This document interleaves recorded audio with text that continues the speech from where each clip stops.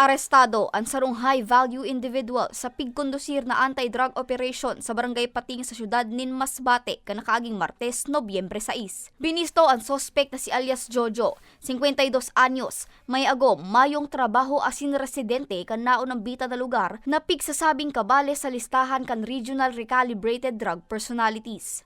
Nasamsam sa sospek ang 14 pidaso ng plastic sachets na may laog din pigtutubudan na shabu na may gabat na 53 gramo na igwang market value na nasa 360,000 pesos.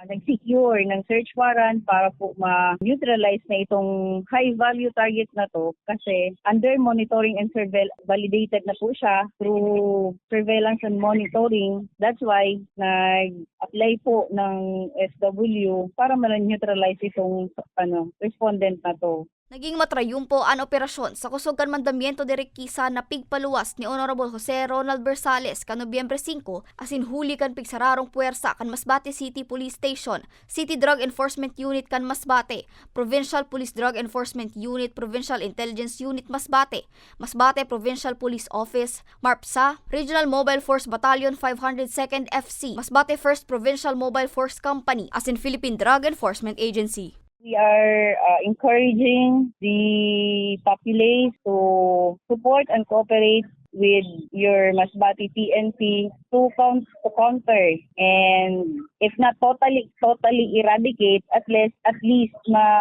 mabawasan natin yung mga gumagamit ng illegal drugs dito sa probinsya ng Masbate. Sa ngayon, ma'am, nasa kustodiyan na siya ng Masbate City Police Station and na-inquest na po siya after po nung mga supporting document na prepare ng Masbate CPS, ipa-file na po siya sa Provincial Prosecution Office. Nahampang niyan sa kasong pagbalgar sa Sections 5 asin 11 kan Article 2 kan RA 9165 o Comprehensive Dangerous Drugs Act of 2002 ang sospetsado. Para sa mga baretang Tatak Bicol, Angeline Dagta.